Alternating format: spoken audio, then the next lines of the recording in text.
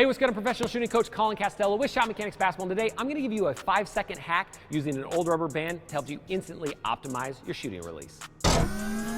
All right, now you should feel incredibly lucky that you clicked on this video because this is the one secret that I've rarely shared. I've never made a video on it, so this is brand new information, even though I've known it for like 5 or 6 years. I used to kind of keep this as my secret, but I decided that now it's an important time to get it out into the world, so I'm happy you're here. But before we jump into it, click the top of the link in the description down below and get instant access to my quick draw shooting workout. This is a shooting workout I put together specifically for you to help you increase your in-game speed, in-game consistency, and in-game confidence. So top link in the description down below, 100% free. Now, the thing about shooting release that a lot of players miss is they don't get good snap on the ball, right? And snap's important for number 1, consistency, number 2, rotation on the basketball, and number 3, it really kind of sells the last, finish of your shot to finish through strong and straight towards the hoop. So today what I wanted to do is share my 5-second rubber band hack to help you optimize your shooting release. And it goes just like this. You're gonna take any old rubber band. Generally, I like one that's a little bit thicker, and you're gonna put it on your shooting wrist. Now, I stumbled across this when I used to be a high school teacher before I became a professional coach.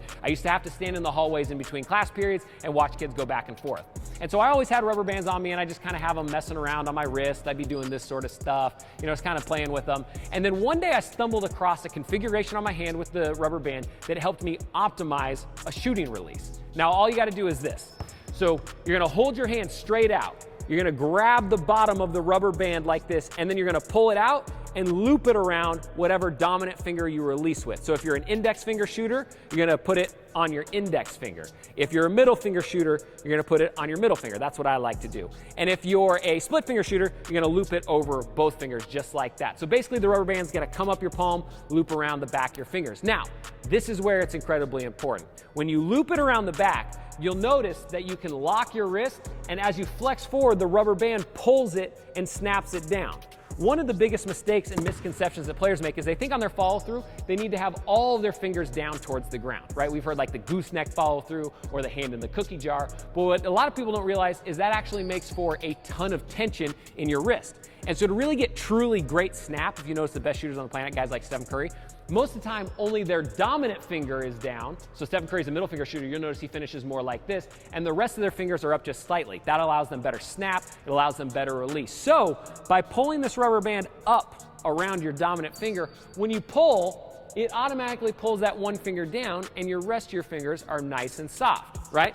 So as I'm getting ready to shoot and the ball comes out, bam, it's snapping my dominant finger down, the other finger can stay up. That gives you that optimized snap, that optimized release, and it's gonna give you a lot better rotation on the basketball as well. All right, so now that we got the rubber band on our wrist, let's do some drills to really help optimize your release at the same time. So the first one we're gonna do is what I call wrist-only form shooting. So I'm gonna go two-handed form shooting, but I'm only gonna focus on my wrist snap. So I'm gonna start really close to the hoop just like this.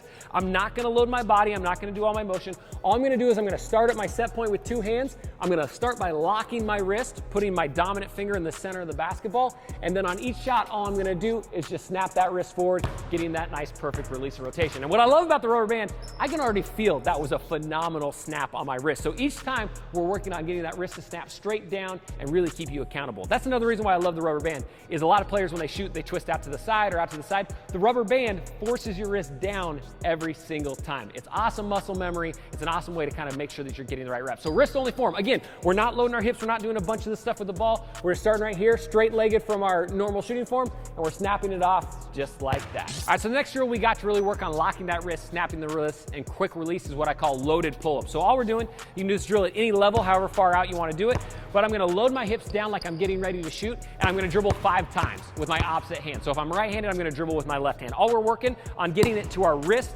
pre-loaded and then snap it as fast as we can. So I'm gonna go 1, 2, 3, 4, 5. Again, look at my wrist, it's locked, ready to load, just like this. And then after that 5th dribble, I'm gonna snap the ball to it, and then I'm gonna launch straight into my shot, finish with that dominant finger directly snap down through the hoop.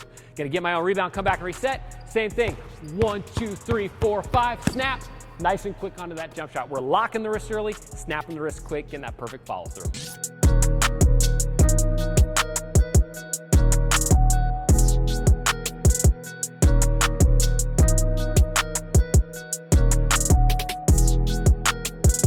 All right, so next drill up we've got is pogo shooting. So you're gonna start back from wherever you're gonna shoot for a ways, and all you're gonna do is you're gonna go really high springy jumps without loading your legs very much. So I'm trying to keep my legs fairly straight, and I'm gonna get 5 pogo jumps holding the ball directly down kind of by my waist. So I'm going 1, 2, 3, 4, 5. On the last one, I'm locking my wrists, locking my knees, locking my hips all at the same time. So as I land, my wrist is locking all at that same motion, and then I'm launching into my jump shot just like that. 5 quick springs. After the quick one, bam, nice and fast on the follow through release. This gets our feet fast, gets our load fast, and gets you locking that wrist early as quick as you can.